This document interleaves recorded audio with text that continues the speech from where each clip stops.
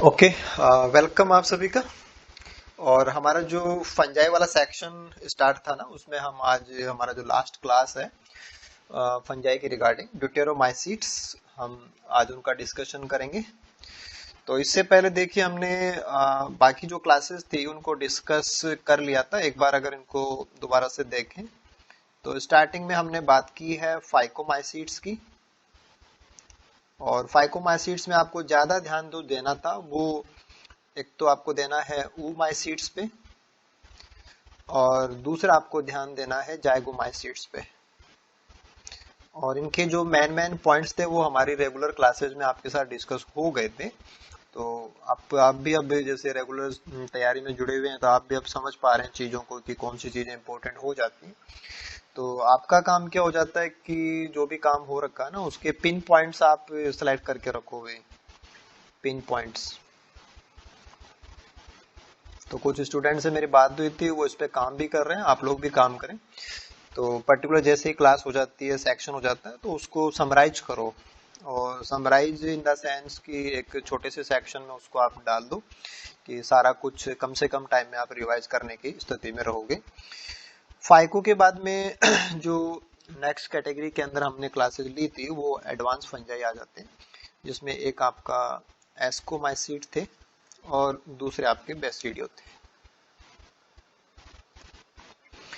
और देखिए मेरी पर्सनल सजेशन आप लोगों को ये रहेगी कि जब आप फंजाई वाला सेक्शन तैयार करें तो थोड़ा सा फोकस आप पैथो के अकॉर्डिंग रख लीजिए।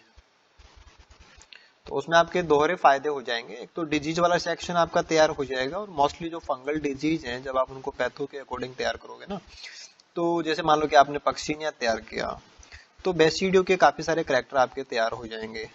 ऐसे आपने मान लीजिए कि अर्गट डिजीज और बाजरा तैयार कर ली तो एस्को के बहुत सारे करेक्टर आपके तैयार हो जाएंगे। ऐसे आपने क्रूसीफर वाला डिजीज तैयार किया व्हाइट रस्ट, तो आपके oomaइसीट के काफी सारे करेक्टर्स हैं वो आपके तैयार हो जाएंगे। आपने ग्रीन ईयर ऑफ डिजीज बाजरा वाले उसको एक बार देख लिया ना, उसको एक बार डिस्कशन में ले लिया आपने, उसको समराइज कर लिया, तो क्योंकि वो एक क्लास को रिप्रेजेंट कर देते हैं तो क्लास की लगभग लगभग मेन बातें आपके वहां पे आ जाती हैं। और फिर कुछ अलग किसी मेंबर में है तो वो हमारी क्लासेस में हो रखा है तो वो भी आप ऐड कर लीजिए। तो डबल फायदा रहेगा, फंजाई का सेक्शन भी तैयार हो जाएगा और पैथो वाला भी हो जाएगा, राइट। इसके बाद में चलिए आज हम नेक्स्ट क्लास को ले लेते हैं। ये रहेगा हमारे पास ड्यूटेरोमाइसीट्स, और इनको हम टेक्निकली फंजाई इम्परफेक्टाई भी बोलते हैं। और कारण यही था कि हमें इनकी जो परफेक्ट स्टेज है वो पता नहीं होती है, कि परफेक्ट स्टेज हमें अननोन है।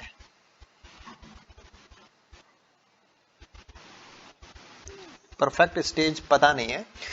और फंजाई के सेंस के अंदर या हम बाकी किसी दूसरे मेंबर को लें तो भी हम यही कहेंगे कि परफेक्ट स्टेज का मतलब होता है sexual stage. It means sexual stage. तो ऐसे फंजाई जिनमें हमें सेक्सुअल स्टेज का पता नहीं है या अननोन है, उनको हम फंजाई इम्परफेक्टाई में प्लेस करते हैं। देखो आपने थैलोफाइटा के अंदर एल्गी को ले लिया, अभी आप फंजाई को डिस्कस कर रहे हो, तो हमें कुछ बातें अब समझ में आ चुकी हैं या हम उनको अप्लाई कर सकते हैं कि इन ऑर्गेनिजम्स को जब रिप्रोड्यूस करना होता है तो वेजिटेटिव तरीका था, एसेक्सुअल तरीका था और सेक्सुअल तरीके थे। ये तीन मोड रिप्रोडक्शन के लिए ऑर्गेनिज्म फॉलो कर सकता था, राइट। तो इम्परफेक्ट जो फंजाई हैं उनमें सेक्सुअल स्टेज नहीं है, ये इनमें एब्सेंट है।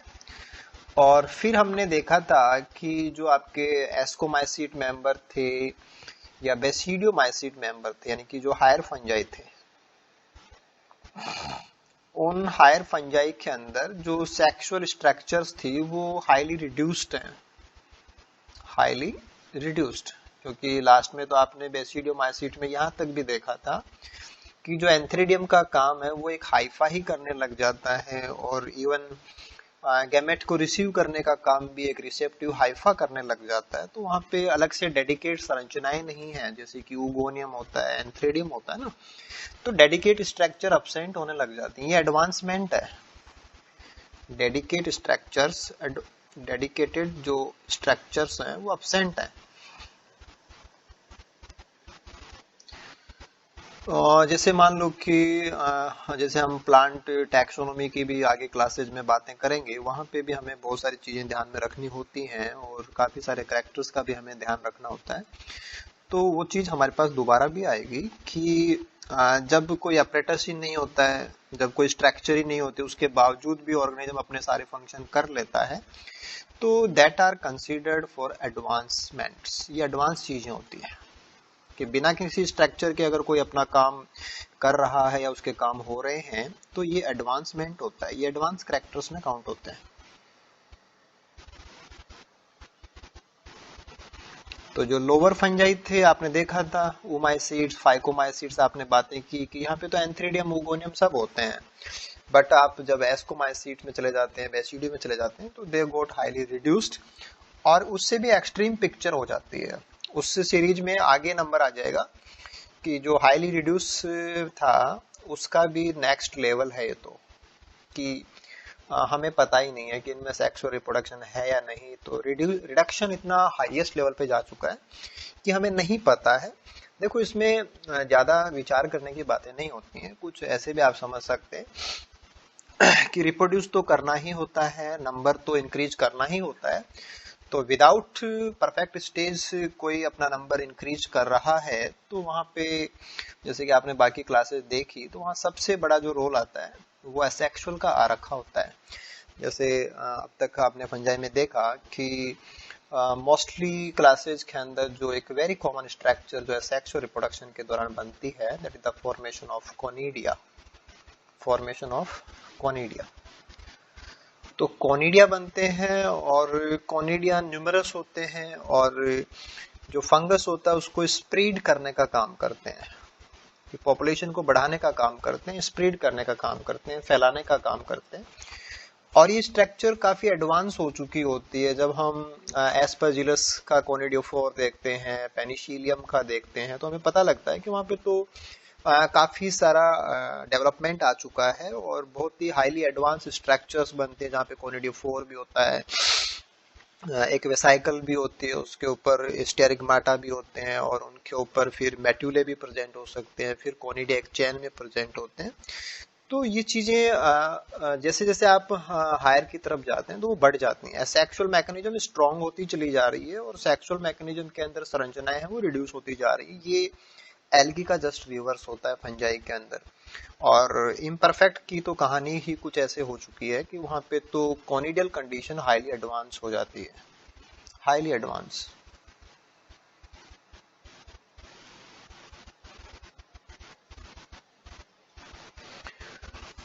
चलो मैं आपसे एक छोटा सा क्वेश्चन पूछता हूं कि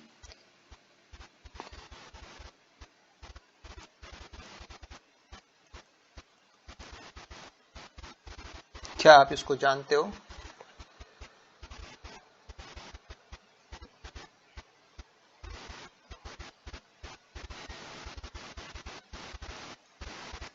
जानते हो पेनिसिलियम? Yes, sir. कौन सी क्लास का है? Yes, sir. Ascomacycline.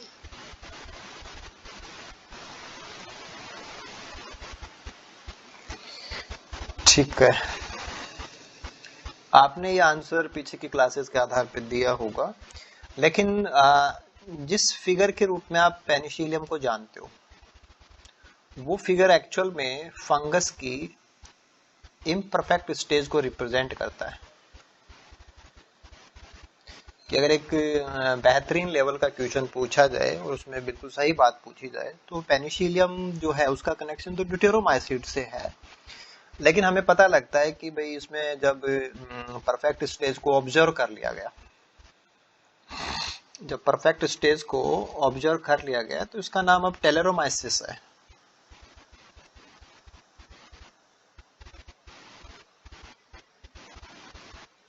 तो पेनिसिलियम एस्कोमाइसिट का है, लेकिन एस्कोमाइसिट में इसको जगह तब दी गई है जब इसके अंदर सेक्सुअल स्टेज को ऑब्जर्व कर लिया गया। और जब सेक्सुअल स्टेज उसमें ऑब्जर्व हो गई है, तो उसका सही नाम अब पेनिसिलियम नहीं है, पेनिसिलियम उसका पुराना नाम है, अब उसका सही नाम टेलरोमाइसिस है। तो कहने का मतलब ये है कि जैसे आप एस्परजिलस की बात करते हो, ठीक है, उसका नाम यूरोशियम है, तो वो हम पढ़ते तो उनको एस्कोमाइसीट में है, लेकिन एक्चुअल में जब उनमें परफेक्ट स्टेज ऑब्जर्व कर लेंगे तो हम उनको शिफ्ट कर देते हैं कि पहले जिनका नहीं पता वो सब इम्परफेक्ट में ही रखा जाएगा। जैसे जैसे हमें उनके बारे में पता चलता है कि इनमें परफेक्ट स्टेज ऑब्जर्व कर ली गई, तो हम उनको रेस्पेक्टिव क्लास की, अगर वो एस्को से मिलता है, यानी कि अगर उसमें एस्कस फॉर्मेशन होता है तो एस्कोमाइसीट में जगह दे देंगे, और अगर उसमें बेसिडियम बनता है तो बेसिडियोमाइसीट में उसको जगह दे सकते हैं। तो एक टेम्परेरी ग्रुपिंग है ये, तो कि जब तक पता नहीं है तब तक हम इम्परफेक्ट फंजाई के अंदर इनको रख लेते हैं, ठीक है। इसके बाद में हम नेक्स्ट पॉइंट पे चलते हैं। इनका जो अभी हम बात कर रहे थे कि जो एसेक्सुअल मैकेनिज्म है वो काफी ज्यादा एडवांस है, एसेक्सुअल मोड प्रोमिनेंट है, यानी कि मैन लगता ही ऐसा है कि ये तो केवल इसी के सहारे रिप्रोड्यूस करते हैं, यही इनका मैन पार्ट है, रिप्रोड्यूस करने का मैन मैकेनिज्म यही होता है। तो यहाँ पे वही बात आपको रिपीट करनी है कि एसेक्सुअल रिप्रोडक्शन के दौरान जो मैन स्ट्रक्चर बनती है या मैन जो प्रोपेग्यूल बनेगा, दैट इज कोनिडिया। और कोनिडिया हमेशा ही कोनिडियोफोर के ऊपर डेवलप होते हैं, जो एक बेसिक सी बात है, दे डेवलप ऑन कोनिडियोफोर। लेकिन अभी हम यही तो कह रहे थे कि यहाँ बहुत कुछ एडवांस हो चुका है, हाईली एडवांस है ना।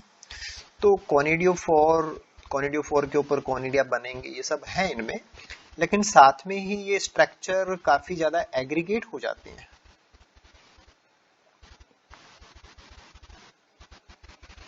यानी कि ये संरचनाएं एक गुच्छे में बनने लग जाती हैं, और जब गुच्छे में बनेंगे तो कुछ उनमें फर्टाइल भाग होते हैं, कुछ स्टेराइल भाग भी होते हैं, तो एक एग्रीगेशन बनने लग जाएगा, और ये एग्रीगेशन कुछ खास स्ट्रक्चर्स के रूप में हमें दिखाई देता है। तो एसेक्सुअल रिप्रोडक्शन के दौरान बनेंगे तो कोनिडिया ही, वो कोनिडियोफोर पे ही होंगे, लेकिन उनके एग्रीगेशन आपको इस क्लास में देखने को मिलेंगे। और उस एग्रीगेशन में काफी सारे कुछ टेक्निकल टर्म्स हैं, वो आपको पता होना चाहिए। जैसे कि हम बात करें साइनेमा,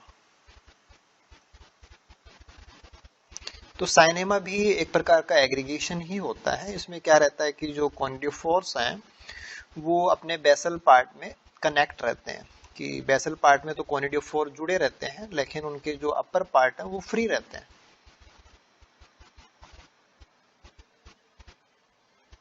और फिर यहाँ पे इनके जो कोनिडिया है वो डेवलप होते हैं।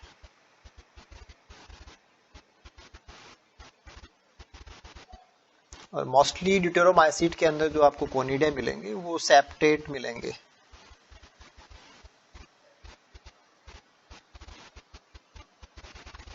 और कोनिडियोफोर है वो एक साथ ग्रुपिंग करने लग जाते हैं, एग्रीगेशन आ जाता है उनका, और बाहर यहाँ पे स्ट्राइल हाइफे होते हैं।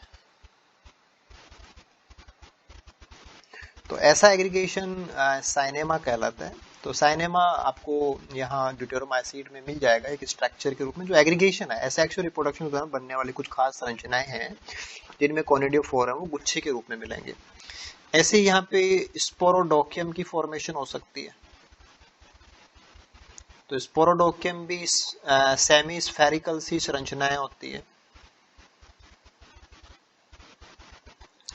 और उनके अंदर भी जो स्ट्राइल टिश्यू है वो प्रेजेंट होता है, और साथ में जो कोनिडियोफोर्स हैं वो यहाँ प्रेजेंट होते हैं, और उन पे कोनिडिया डेवलप हो सकते हैं, तो गुच्छे में बनेंगे।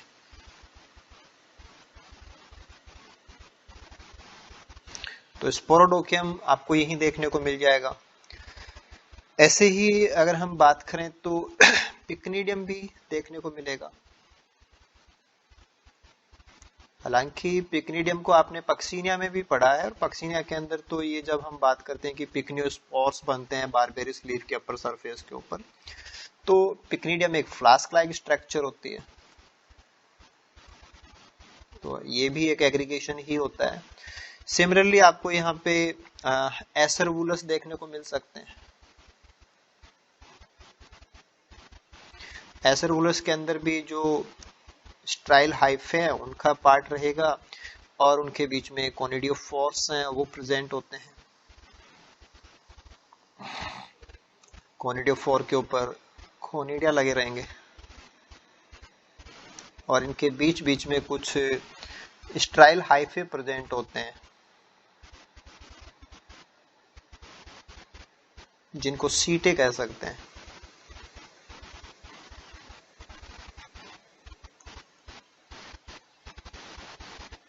ये कोनिडियोफोर्स हैं जिन पे कोनिडिया है। और इस एग्रीगेशन के चारों तरफ जो स्ट्रक्चर जो कि वेजिटेटिव हाइफे से बने होते हैं उसको हम बोलते हैं स्ट्रोमा।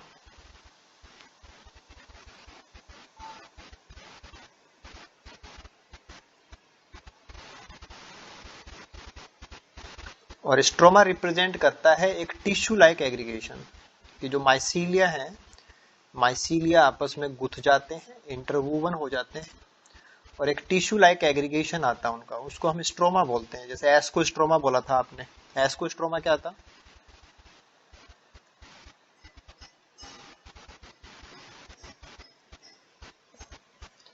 एस्को स्ट्रोमा क्या था?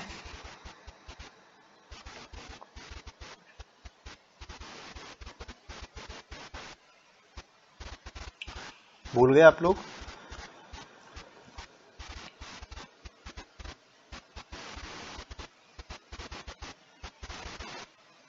याद आ गया?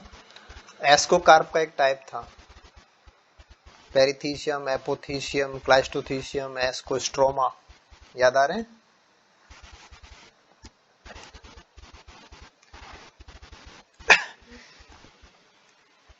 आप लोग वही सुन पा रहे हैं ना मेरी? हाँ। और क्या आपने कोई ऐसी एल्गी भी पढ़ी है जिसमें सीटे पाए जाते हैं?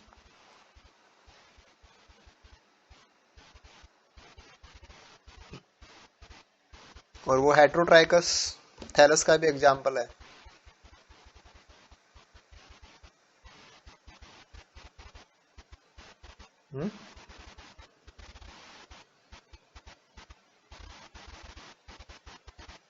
कौन सा था? नहीं नहीं, वोलवॉक्स में सीटें कहाँ थे? कोल्यूकिट।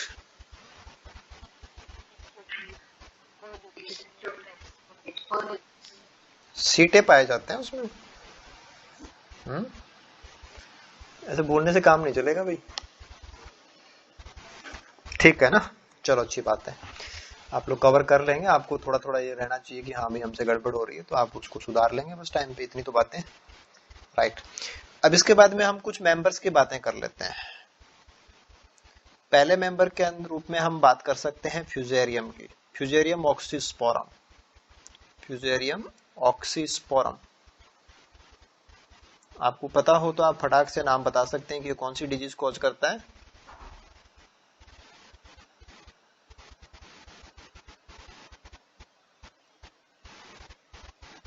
विल्ट डिजीज, और उसको हम वास्कुलर विल्ट डिजीज भी बोलते हैं। जैसे कि आपने vascular wilt disease in cotton, wilt of cotton ऐसे भी पढ़ा होगा। विल्ट ऑफ कॉटन, विल्ट क्या होता है? विल्ट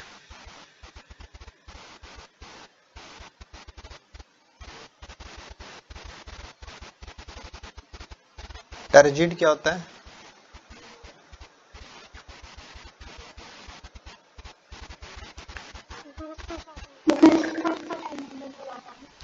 ग्लानी या मलानी? मतलब क्या होता है?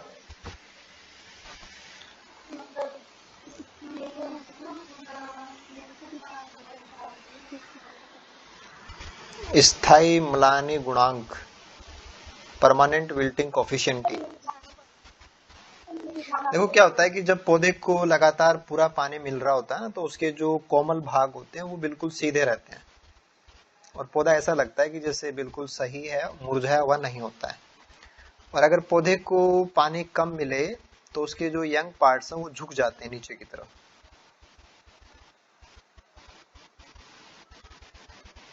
ये विल्टिंग है।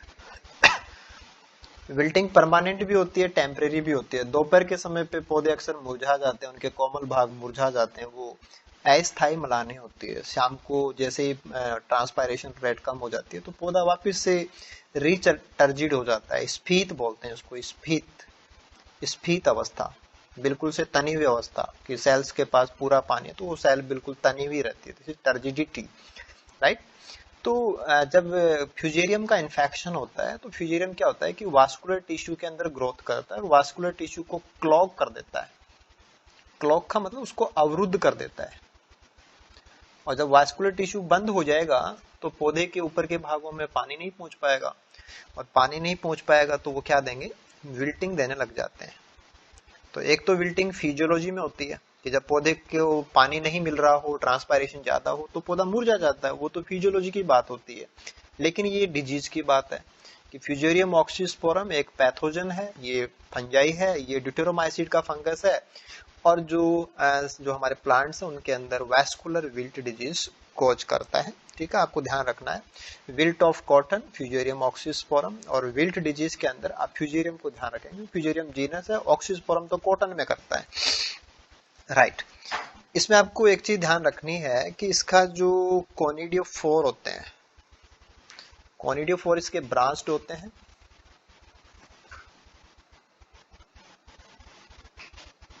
ब्रांच कोनिडियोफोर तो आपको और जगह भी मिल जाएंगे, ऐसा कोई इश्यू नहीं है।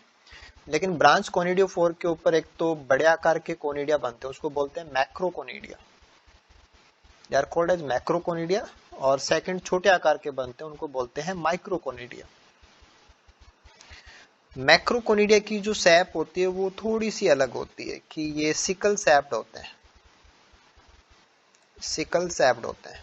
जैसे कि इस सैप को आप ऐसा बना सकते हैं, this is the sickle SAP condition, और ये सैप्टेड होते हैं।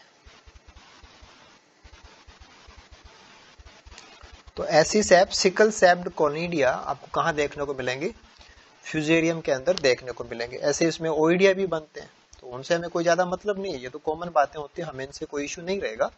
बट इसमें मैक्रोकोनिडिया एंड माइक्रोकोनिडिया बनते हैं, और इनकी जो सैप है, मैक्रो वाले की जो सैप है ये सिकल सैप्ड होती है। माइक्रो की सैप भी सिकल सैप्ड होती है, लेकिन वो छोटे होते हैं और वो सैप्टेट नहीं होते हैं, नॉन सैप्टेट, और ये सैप्टेट होते हैं।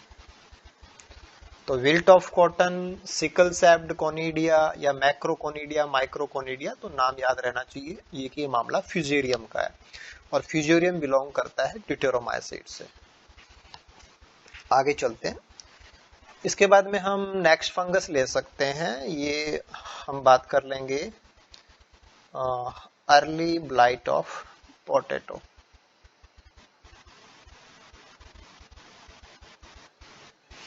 और ये फंगस आपके पास रहेगा अल्टरनेरिया सोलेनाई,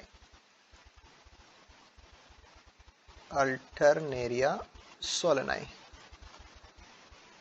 हालांकि जनरल क्लासेज में मैंने आपको बताया था, आप रिमेम्बर कर पा रहे होंगे कि जो आलू की पत्तियां होती हैं, आलू की जो पत्तियां होती हैं उन पत्तियों के ऊपर कुछ खास प्रकार के निशान बन जाते हैं। और ये निशान कैसे होते हैं,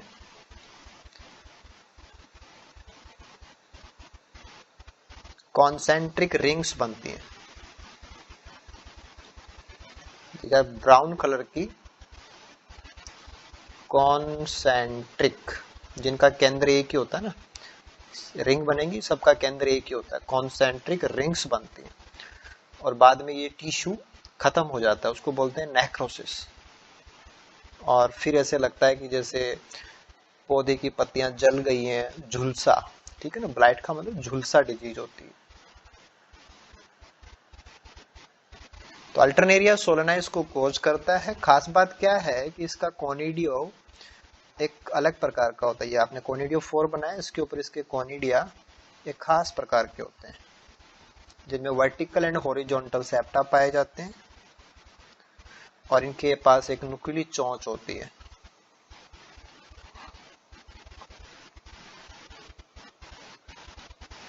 ये जो सैप होती है दिस इज म्यूरिफॉर्म कोनिडिया। तो म्यूरिफॉर्म कोनिडिया किस में पाए जाते हैं? अल्टरनेरिया सोलेनाई का मामला है। अर्ली ब्लाइट ऑफ पोटैटो कौन करता है? अल्टरनेरिया का मामला है। ब्राउन कलर की कॉन्सेंट्रिक रिंग्स कौन सा फंगस इन्फेक्शन के दौरान कोज करता है? अल्टरनेरिया का मामला है। ठीक है, muriform conidia, horizontal and vertical septa, इसमें हॉरिजॉन्टल सेप्टा भी है और वर्टिकल सेप्टा भी है। तो हॉरिजॉन्टल और वर्टिकल सेप्टा किसके कोनिडिया में पाए जाते हैं? अल्टरनेरिया उसका आंसर है। तो आप ध्यान रख सकते हैं। ठीक है, इसके बाद में हम नेक्स्ट बात कर सकते हैं कि हमारा जो अगला फंगस इससे हम ले सकते हैं दैट इज सार्कोस्पोरा। कुछ याद है आपको इसके बारे में?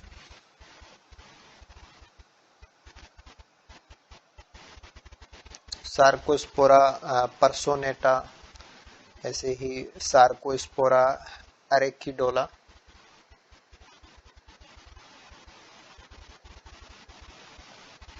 इसको आप ध्यान रखेंगे। हाँ, एरेकिस हाइपोजिया है ना। तो टिक्का डिजीज इन ग्राउंडनट, मूंगफली के अंदर टिक्का रोग। तो मूंगफली की जो पत्तियां होती हैं मूंगफली की पत्तियों के अंदर ब्राउन कलर के स्पॉट्स बन जाते हैं, तो टिक्का डिजीज हो।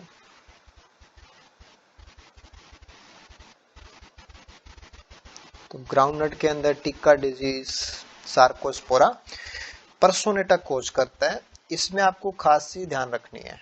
क्या ध्यान रखेंगे? कि इसका जो कोनिडियोफोर होता है, कोनिडियोफोर वो होता है नी सेप्ड, घुटने जैसा।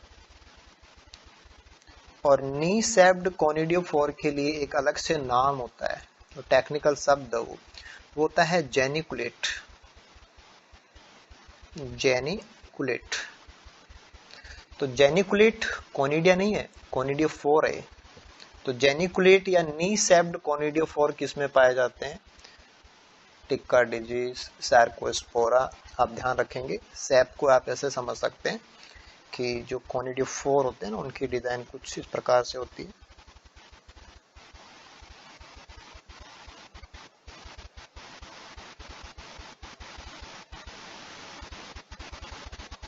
और इनके ऊपर कोनिडिया लगे रहते हैं। कोनिडिया बिल्कुल उसी प्रकार से सेपरेट होते हैं।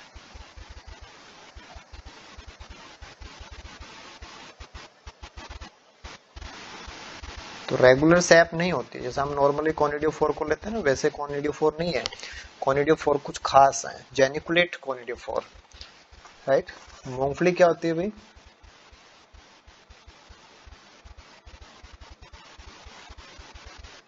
ये जड़, तना, पत्ती क्या होता है? फल क्या होता है?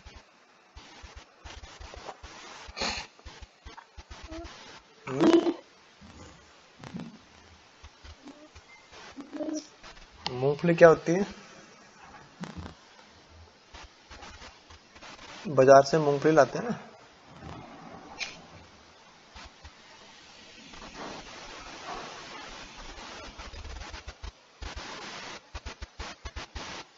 ये क्या है नरेश? सीड है, फ्रूट है, रूट है, और इनमें से कोई नहीं।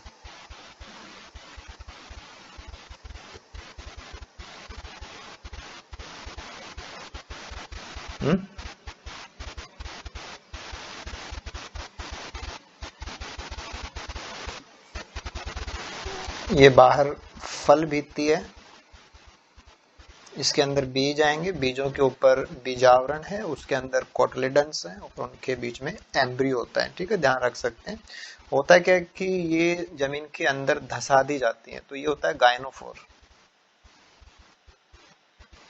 गायनोफोर, एंड्रोफोर, ऐसी संरचनाएं आपको जब आप एनाटोमी पढ़ेंगे प्लांट्स की, तो आपको पढ़ना पड़ेगा, राइट। ठीक है। इसके बाद में आप नेक्स्ट डिजीज को ले सकते हैं।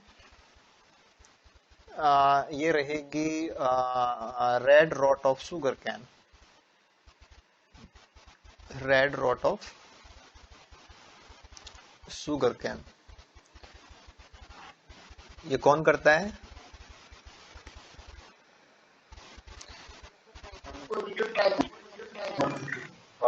Colletotrichum falcatum.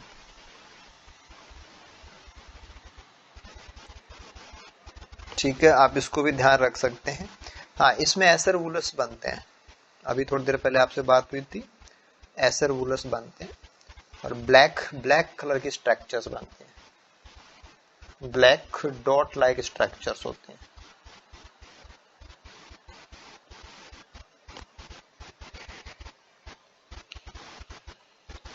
ठीक है, ऐसे ही कोलेटोट्राइकम की ही स्पीसीज है, दिस इज द कोलेटोट्राइकम ग्लियोस्पोरोइड्स।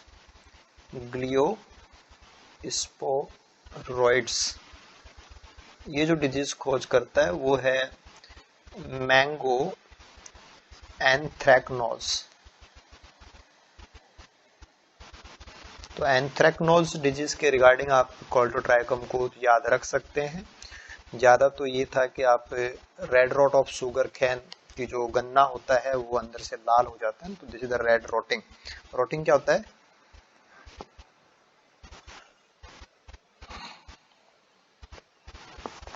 रोटिंग क्या होता है? रोटिंग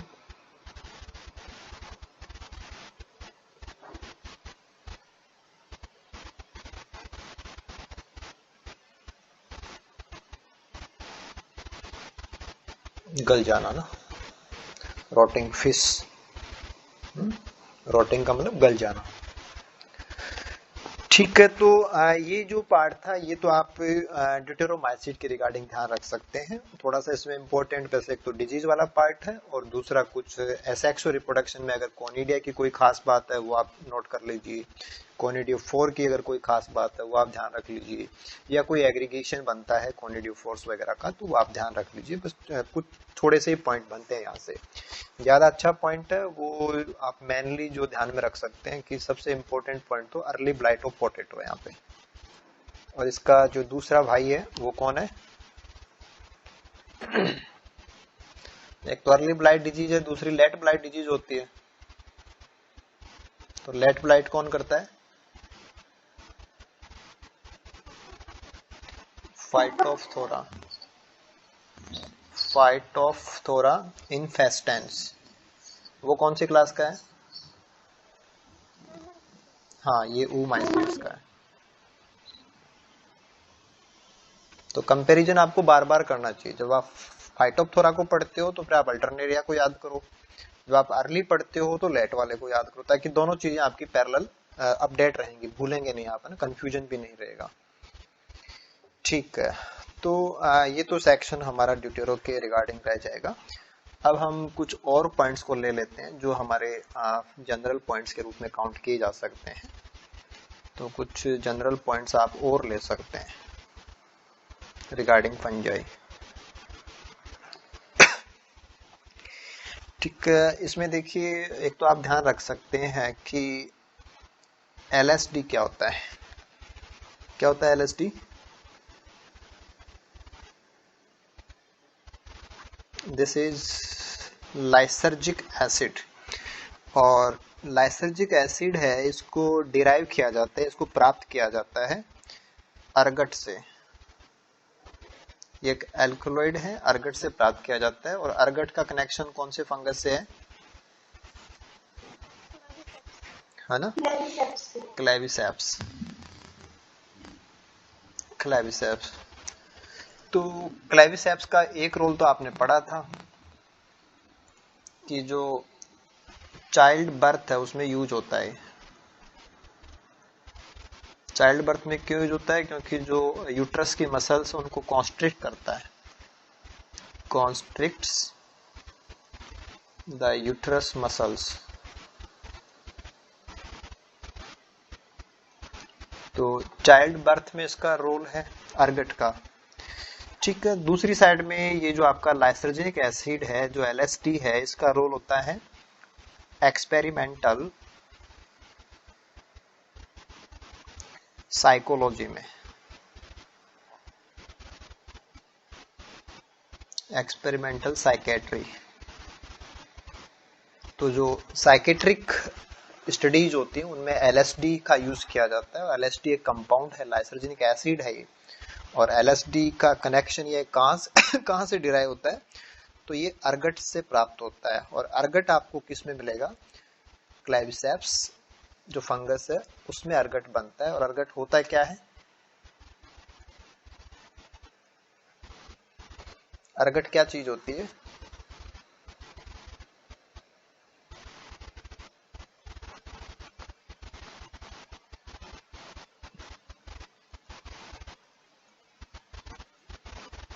क्या होता है, स्क्लेरोशियम होता है। बहुवचन में आप इसको क्या बोलते हैं, स्क्लेरोटिया। याद आ रहा है,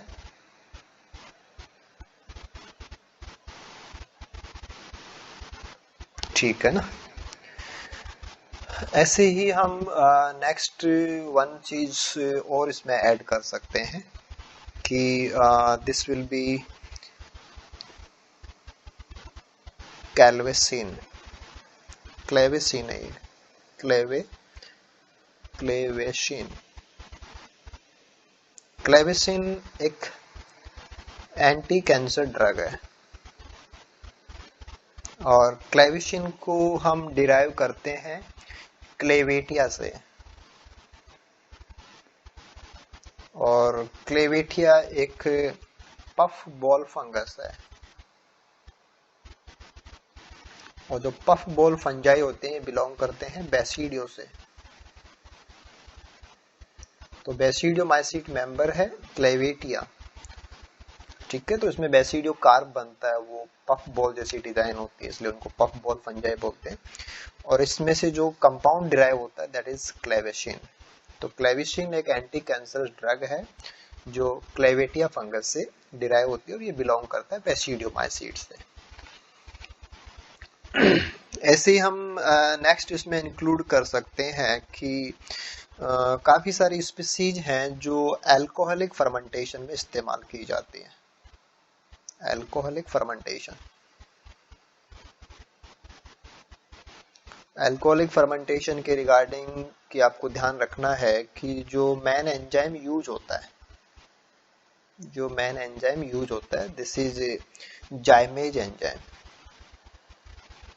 क्योंकि जो फंजाई होते हैं वो एक्स्ट्रा सेलुलर डाइजेस्टिव एंजाइम्स को सीक्रेट करते हैं, और जाइमेज एंजाइम की वजह से हम अल्कोहलिक फर्मेंटेशन में इनको यूज करते हैं। जैसे कि हम यीस्ट का इस्तेमाल करते हैं, ऐसे हम म्यूकर की स्पीसीज हैं उनका इस्तेमाल करते हैं, राइजोपस का इस्तेमाल करते हैं,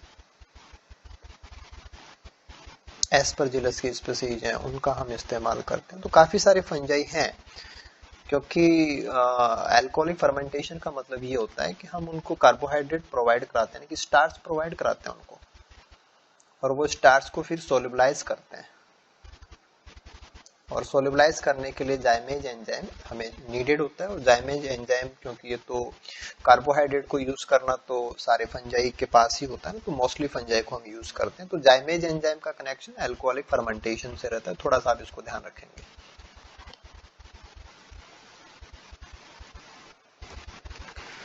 इसी प्रकार से हम कुछ फर्दर और बातें देखें तो वन इज कि कुछ पर्टिकुलर एंजाइम्स हैं, जैसे कि आपका डाइजेस्टिन है, इसी प्रकार से पॉलीजाइम है। जब आपको भूख कम लगती है या खाना कम भाता है तो आप डॉक्टर के पास जाते हैं, डॉक्टर ऐसी मेडिसिन देता है, सिरप देता है आपको पीने की, और उसके अंदर ये सब लिखा होता है। तो ये सब क्या है, ये डाइजेस्टिव एंजाइम्स होते हैं। ऐसे ही टाका डायस्टेज है, तो ये सब डाइजेस्टिव एंजाइम्स हैं, और इन एंजाइम्स को भी फंजाई से डिराइव किया जाता है। और मोस्टली जो इनको डिराइव करने का जो सोर्स है, मेनली ये जिस फंगस से डिराइव की जाती है, मेनली फ्रॉम ये फंगस है आपका एस्परजिलस फ्लेवस। Aspergillus फ्लेवस, right. तो आप इसको ध्यान रख सकते हैं। और इसकी जो sub species Aspergillus फ्लेवस, sub species oryzae, उससे ये डिराइव किए जाते हैं। चाहे डाइजेस्टीन हो, चाहे पॉलीजाइम हो, चाहे टाका डायस्टेज एंजाइम्स हो, ये एस्परजिलस फ्लेवस ओराइजी जो स्पीसीज है उससे डिराइव किए जाते हैं।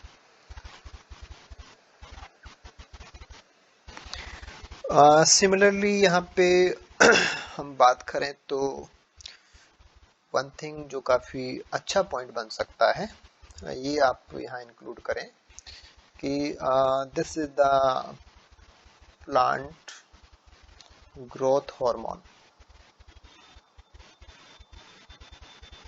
कौन से हार्मोन की बात करनी है अपन को?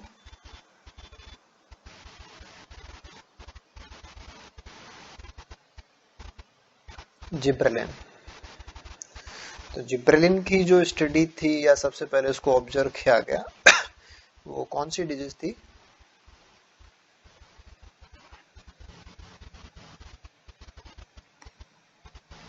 जिब्रेलिन की खोज कौन सी डिजीज से कनेक्टेड है?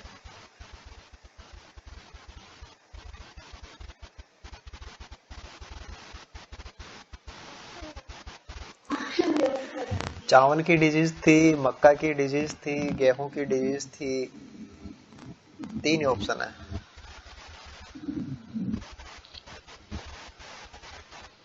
दिव्या?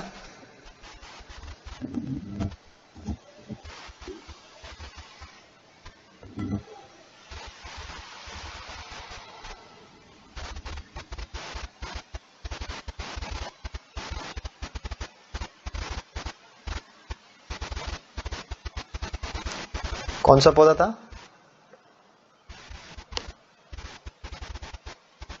चावल। Foolish seedling disease of rice, ठीक है। फंगस का नाम था जिबेरेला। जिबेरेला फ्यूजिकोराई, FUGI, फ्यूजिकोराई, जिबेरेला फ्यूजिकोराई। तो ये फ्यूजिकोराई, फ्यूजी फ्यूजी ऐसे नाम जापानीज होते हैं। तो जापानीज साइंटिस्ट ने इसको सबसे पहले ऑब्जर्व किया था। और जो कुछ चावल के पौधे और फुलिस, किसको बोलते हैं? फुलिस क्या होता है? मूर्ख। तो चावल के मूर्ख पौधे है ना, चावल के कुछ कुछ पौधों में बीमारी हो जाती है, वो मूर्ख बन जाते हैं, यानी कि उसमें दाने नहीं बनते, नो सीड। तो पौधे लंबे तो हो जाते हैं लेकिन दाने नहीं बनते, और पौधे बीच में से टूट भी जाते हैं, राइट। तो लंबा हो जाएगा तो कमजोर हो जाएगा तो टूट भी जाता है, तो उनको मूर्ख पौधा बोला गया था, राइट। और पता लगा कि भाई ये पौधे इतने लंबे क्यों हो जाते हैं, तो ये ऑब्जर्व किया गया कि इनकी जो नोड्स हैं उनमें काफी ज्यादा, इंटर नोड्स में काफी ग्रोथ हो जाती है। फिर पता लगा कि वहाँ पे कुछ पर्टिकुलर केमिकल हैं जिनकी वजह से ऐसे हो रहा है।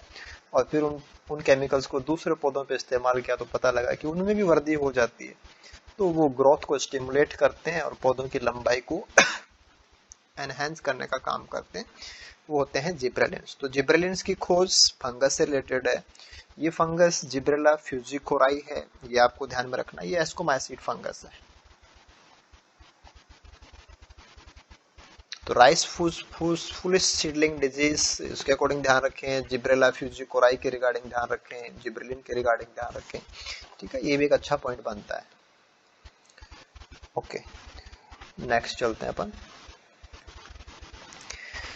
इसके बाद में ये भी एक इंटरेस्टिंग सेक्शन ही रहेगा और अच्छा है, कंपटीशन एग्जाम में पूछा जा सकता है और कई बार मुझे याद है कि ये एक तो एग्जाम में आया भी होगा।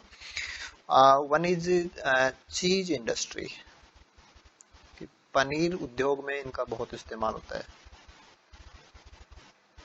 तो पनीर की दो वैरायटी हैं। वन इज कैमेम्फोर्ट, कैमेम्फोर्ट और इसी के एंड ब्राई, और दूसरी वैरायटी है रॉक्सफोर्टाई।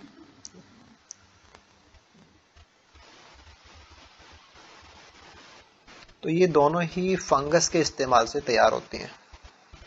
तो इनका टेक्सचर भी अच्छा हो जाता है, पनीर का फ्लेवर भी अच्छा हो जाता है। तो यहाँ जो कैमेम फोर्ट है उसके लिए तो आपकी स्पीसीज है, दिस इज द पेनिसिलिन कैमेम फोर्टाई, कैमेम बर्टाई, कैमेम बर्टाई। ऐसे ही पेनिसिलियम की स्पीसीज है, दिस इज कैसियोकोलम, कैसियोकोलम। तो मेनली आपको कैमेम फोर्ट प्रकार का जो वैरायटी होती है उसके लिए तैयार करने में काम आता है। ऐसे ही पेनिसिलियम की स्पीसीज ही है पेनिसिलियम, दिस इज रॉक फोर्टाई।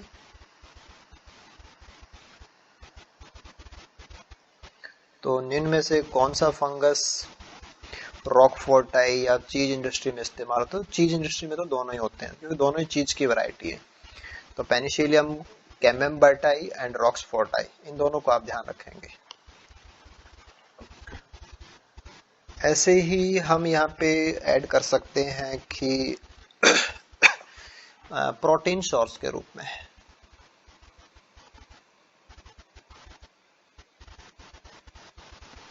तो प्रोटीन सोर्स के रूप में अपन सैक्रोमाइसिस सिरवेसी यानी कि यीस्ट का इस्तेमाल कर सकते हैं। ऐसे ही कैंडिडा,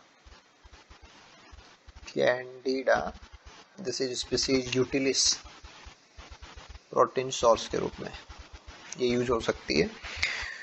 और विटामिन बी बोल सकते हैं अपन, राइबोफ्लेविन बोल सकते हैं, उसके लिए भी यीस्ट स्पीसीज इस्तेमाल होती है। ऐसे ही एक काफी इंटरेस्टिंग रह जाएगा, इसको आप दोबारा से रिमेम्बर कर लीजिए, ये पार्ट रहेगा विटामिन डी। विटामिन डी, और विटामिन डी का जो यहाँ पे प्रिकर्सर कंपाउंड होता है ये है अर्गोस्टिरोल। तो ये कौन से फंगस से प्राप्त होता है?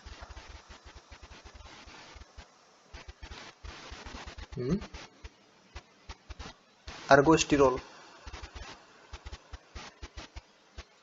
अर्गट यानी कि क्लेविसेप्स।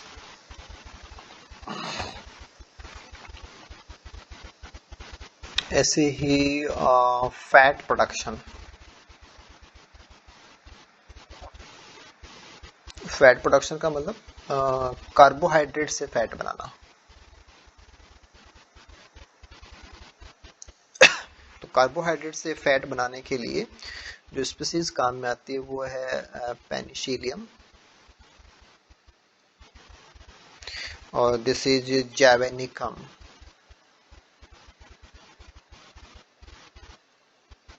तो कार्बोहाइड्रेट से वसा बनाना ना पेनिसिलियम, जैवेनिकम इस्तेमाल होता है, इसको आप ध्यान में रख सकते हैं।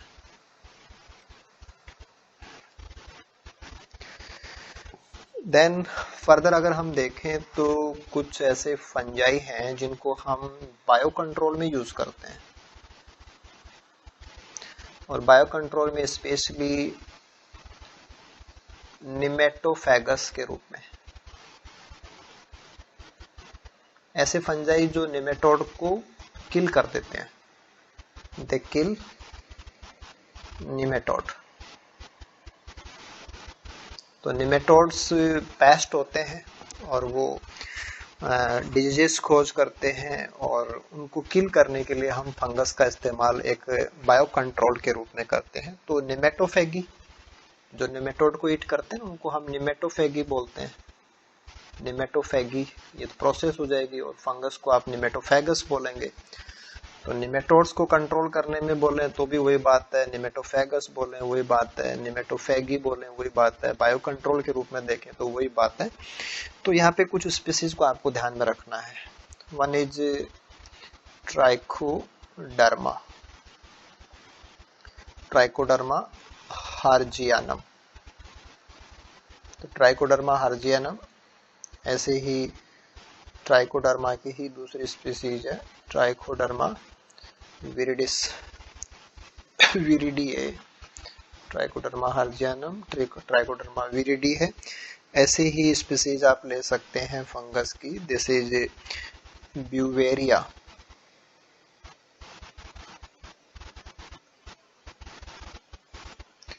बेसियाना। तो ये निमेटोड्स को किल कर देते हैं, यानी कि जो निमेटोड होता है, निमेटोड एक सिलेंड्रिकल वर्म लाइक ऑर्गेनिजम्स हैं, और जो हमारे निमेटोफेगस फंजाई होते हैं वो इनको चारों तरफ से व्रैप कर लेते हैं, इनके ऊपर कॉइलिंग कर लेते हैं वो,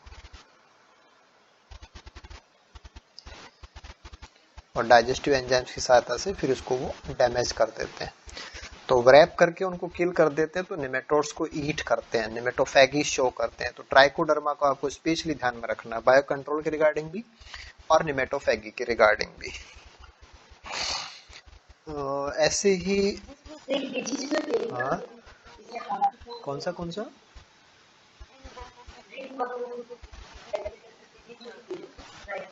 हाँ, वो निमेटोडल डिजीज एनिमल्स, वो एनिमल्स में काउंट हो जाती है, ऐसे प्लांट्स में भी डिजीज होती है इनसे। तो कौन सी होती है?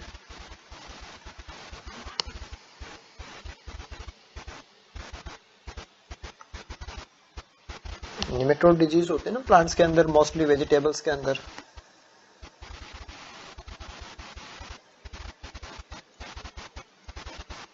क्लब रूट डिजीजेज होती हैं।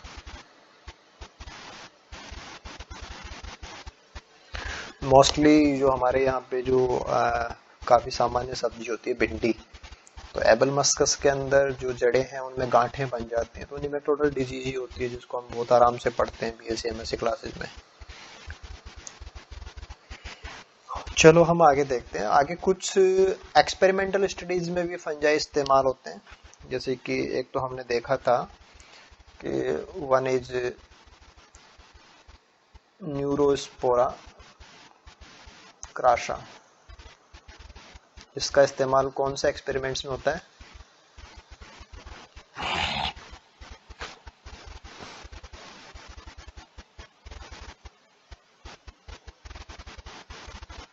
हेरिडिटरी स्टडीज में होता है, जेनेटिक स्टडीज में। हाँ हाँ, जीन स्टडीज में। और इवन अगर आप नेट की तैयारी वगैरह से जुड़े हो तो आपको ये भी पता होना चाहिए कि ये जो हैप्लॉइड मैपिंग होती है उसमें भी इस्तेमाल होता है।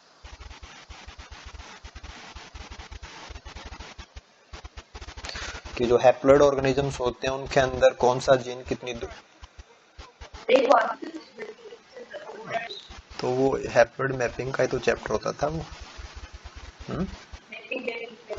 हाँ, तो मैपिंग रिकॉम्बिनेशन से ही तो होती है मैपिंग। ऐसे ही डीएनए सिंथेसिस और माइटोटिक साइकिल की जो स्टडीज हैं उनके लिए जो एक मॉडल इस्तेमाल होता है, दिस इज फाइजेरम।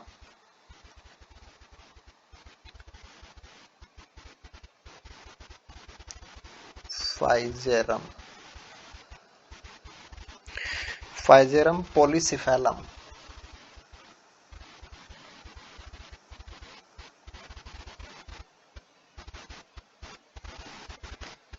सिफेलम क्या होता है? सिफेलम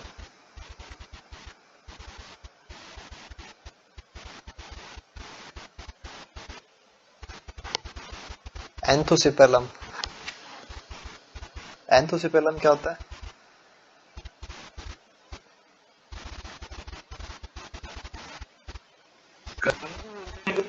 एंथोसिफेलम कदम को बोलते हैं।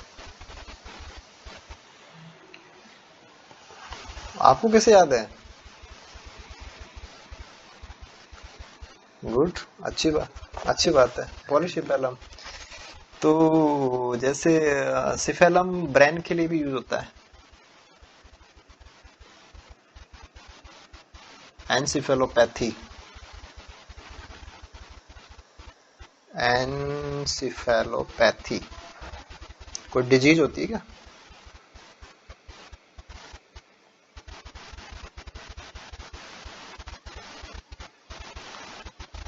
बोविन स्पॉन्जी एनपिथेलो एनसिफेलोपैथी, ये कौन सी डिजीज है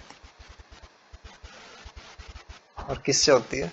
बहुत इंटरेस्टिंग है, तो जबरदस्त इंटरेस्टिंग है। किससे होती है?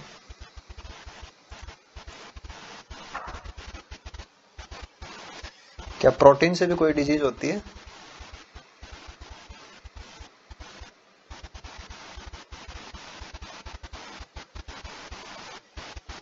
किससे होती है? प्रियॉन्स। ठीक है, देखिए डीएनए सिंथेसिस से जुड़ी हुई स्टडीज और माइटोटिक साइकिल से जुड़ी हुई स्टडीज, उसमें फाइजेरम पॉलीसिफेलम इस्तेमाल होता है। फाइजेलम एक्चुअल में क्या है? ये एक स्लाइम मोल्ड है।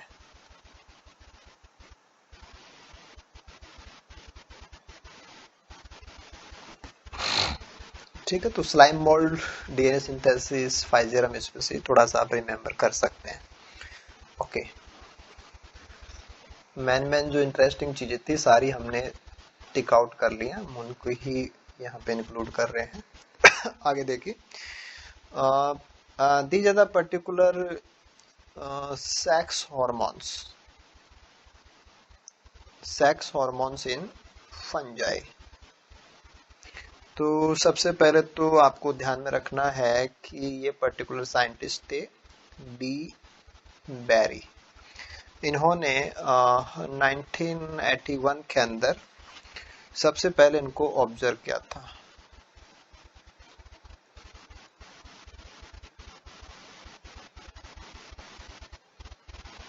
और इन्होंने जिस फंगस में इसको ऑब्जर्व किया वो फंगस था सेप्रोलेग्निया।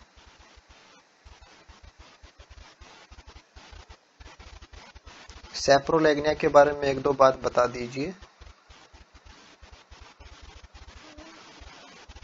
और हैं? हाँ, एक्विटिक है। और सेल वॉल कुछ खास है क्या? और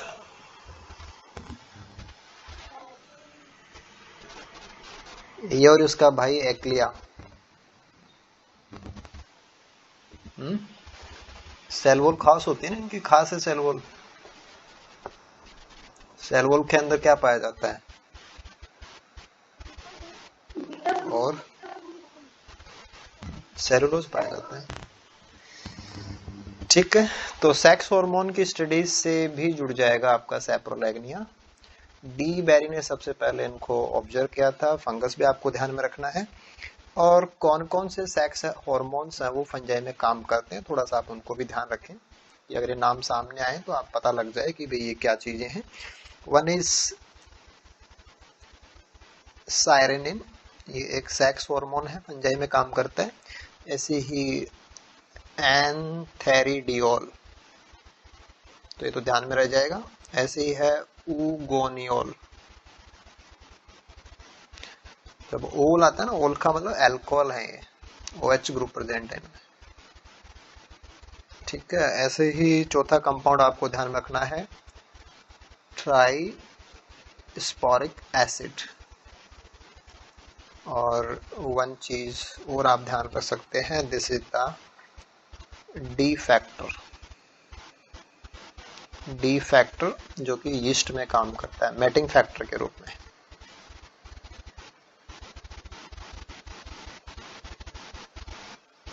तो फंजाई के अंदर कुछ सेक्स हार्मोन्स भी ऑब्जर्व किए गए हैं जो सेक्स डिटर्मिनेशन के लिए काम करते हैं, जैसे कि साइरेनिन है, एंथ्रेडियोल है, उगोनियोल है, ट्राइस्पोरिक एसिड है, डी फैक्टर्स है। राइट, तो सेक्स हार्मोन्स एक अलग से एक डिफरेंट सी बात हो जाती है, तो जरूरी है कि हम इन चीजों को जानें।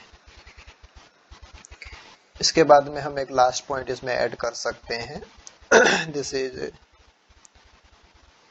पारासेक्सुअलिटी, परालैंगिकता।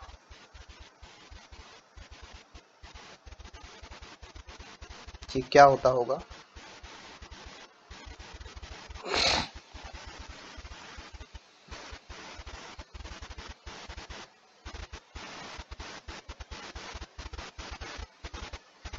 एक आपने पढ़ा था विषम जालिकता, वो क्या था?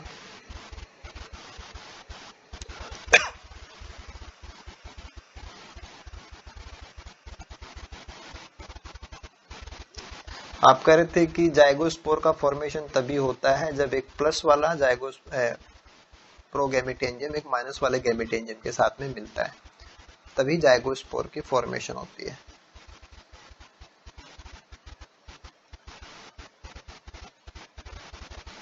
और आपने कहा था कि ये एफ ब्लैकिसली का काम था, उन्होंने उसको ऑब्जर्व किया था और ये मेंबर थे जाइगोमाइसीट्स के।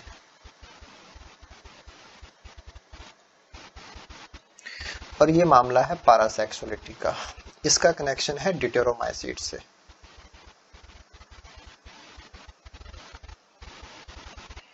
तो यहाँ पे हमें देखने को मिलेगा कि सबसे पहले तो अगर हम बात करें कि इसकी जो खोज है कि सबसे पहले फंजाई के अंदर पैरासेक्सुअलिटी की खोज किन्होंने की थी, तो आपको ध्यान रखना है ये है पोंटोकार्वो, और इनके साथ में जो दूसरे साथी थे वो है रोपर।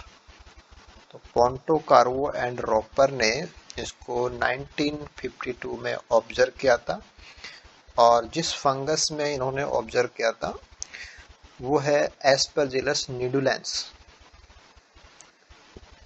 एस्परजिलस निडुलेंस, ठीक है। अब तो इसका जो नया नाम है वो हो गया है एमेरिकुला निडुलेंस। तो आप बोलते हैं एस्परजिलस निडुलेंस, तो ये ड्यूटेरो को रिप्रेजेंट करता है। जब आप एमरकुलस बोलते हैं तो ये एस्कोमाइसीट को रिप्रेजेंट करता है। पैरासेक्सुअलिटी में क्या होता होगा, एनी आइडिया आपको हो तो?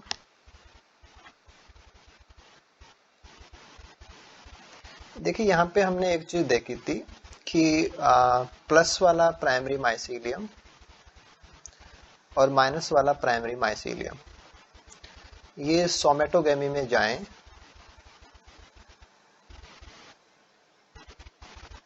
तो सेकेंडरी माइसीलियम बनता है। सेकेंडरी माइसीलियम को हम कहते हैं कि ये डाइकैरियोटिक होता है। डाइकैरियोटिक का मतलब होता है कि यहाँ एक सेल के अंदर दो न्यूक्लियाई होते हैं। अगर ये दोनों न्यूक्लियाई अगर प्लस वाला माइसीलियम ही प्लस वाले माइसीलियम के साथ अगर सोमेटोगेमी में गया, तो ऐसे ही अगर माइनस वाला ही माइनस वाले के साथ में सोमेटोगेमी में गया तो सोमेटोगेमी भी हो जाएगी, डाइकैरियन भी बन जाएगा। लेकिन हालत क्या आएगी? हालत ये आएगी कि दोनों न्यूक्लियाई सेम होंगे, या तो ये होगा या ऐसा होगा, राइट। तो जो डॉट वाला है वो आपने उसको कह दिया कि ये प्लस वाला है, जो खाली वाला है वो माइनस वाला है। तो ये तो हेटेरोकैरियन है, दिस इज हेटेरोकैरियन।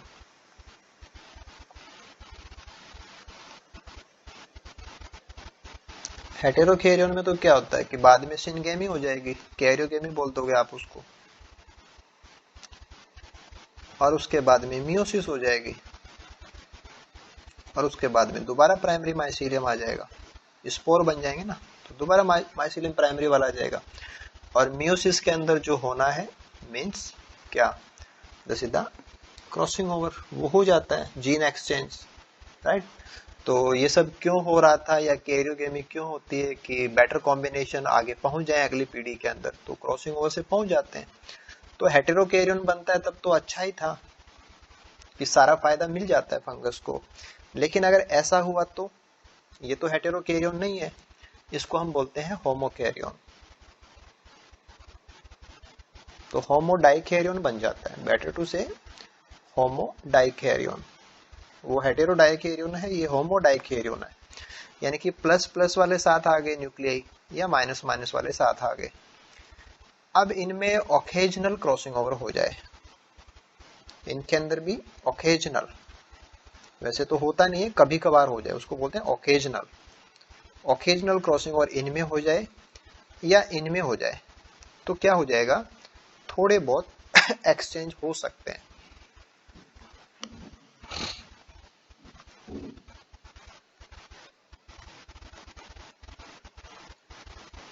थोड़े से रिकॉम्बिनेशन हो सकते हैं जो फिर अगली पीढ़ी में ट्रांसमिट हो सकते हैं।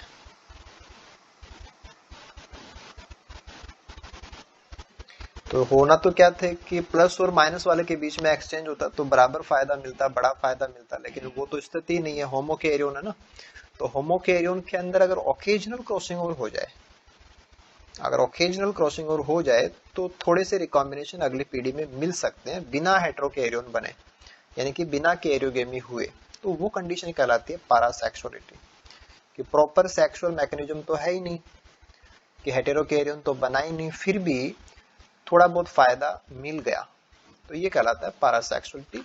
तो होमोकैरियोन बने वो कहानी वही है कि सोमेटोगेमी और डाइकैरियोन का बनना वो सब सेम पिक्चर होती है, लेकिन मामला ये आ जाता है कि भाई यहाँ पे तो या तो दोनों प्लस वाले साथ आ जाएंगे, दोनों माइनस वाले साथ आ जाएंगे।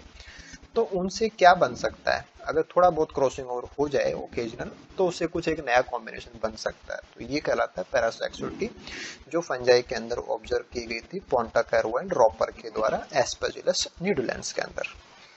तो ये पैरासेक्सुअलिटी भी आपको ध्यान रखना है, अच्छा टॉपिक है। हेटेरोथेलिज्म भी एक अच्छा टॉपिक है, दोनों ही टॉपिक को आपको ध्यान रखना है, ठीक है। क्लियर है ना, ओके ना।